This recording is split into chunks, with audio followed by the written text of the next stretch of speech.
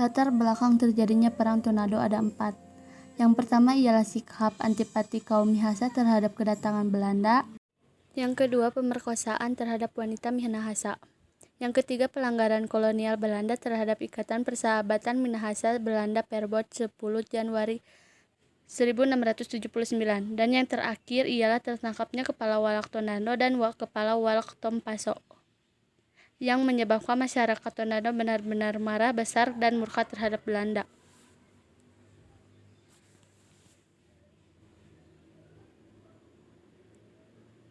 Perang Tornado I terjadi pada masa kekuasaan POC. Pada saat datangnya bangsa Barat, orang-orang Spanyol sudah sampai di tanah Minahasa, Tornado, Sulawesi Utara. Orang-orang Spanyol selain berdagang juga menyebarkan agama Kristen yang dipimpin oleh Franciscus Exparius. Awalnya orang Minahasa dan Spanyol memiliki hubungan dagang. Akan tetapi pada abad ke-17 hubungan dagang antara keduanya mulai terganggu karena adanya POC. Waktu itu POC telah berhasil menanamkan pengaruhnya di Ternate. Bahkan Gubernur Ternate Simon Kos mendapatkan kepercayaan dari Batavia untuk membebaskan Minahasa dari pengaruh Spanyol. Simon Kos kemudian menempatkan kapalnya di Selat Lembeh untuk mengawasi pantai timur Minahasa. Para pedagang Spanyol dan juga Makassar yang bebas berdagang mulai tersingkir karena ulah POC.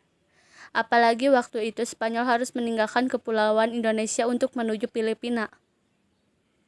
POC memaksa orang-orang Minahasa menjual berasnya kepada POC. Akan tetapi orang-orang Minahasa menentang usaha monopoli tersebut. Tidak ada pilihan lain bagi POC untuk memerangi orang-orang Minahasa.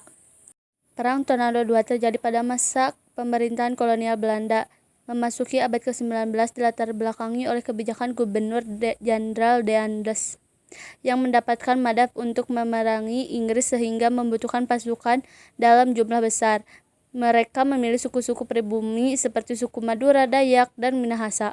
Atas perintah De Andes melalui Kapten Halting Residen Manado, Prediger segera mengumpulkan para ukung dari Minahasa ditarget untuk mengumpulkan calon pasukan 2.000 orang.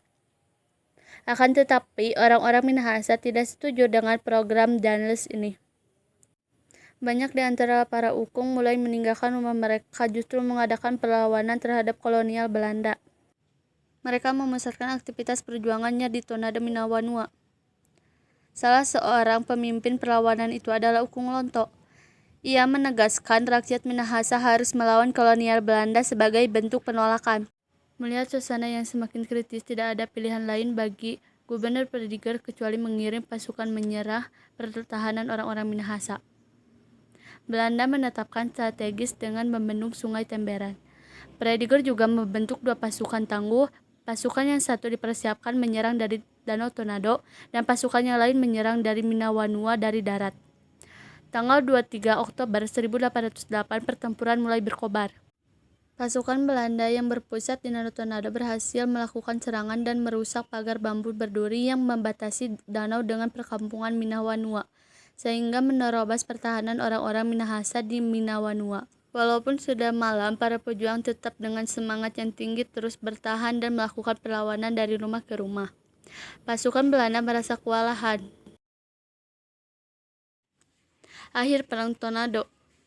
Kisah Perang Tornado yang berakhir pada awal abad ke-19 di saat berkuasanya POC di bawah pimpinan Gubernur Jenderal Danles telah mengundang perhatiannya yang cukup besar karena perlawanan rakyat Minahasa, Sulawesi Utara terhadap penjajahan Belanda tidaklah tanggung-tanggung.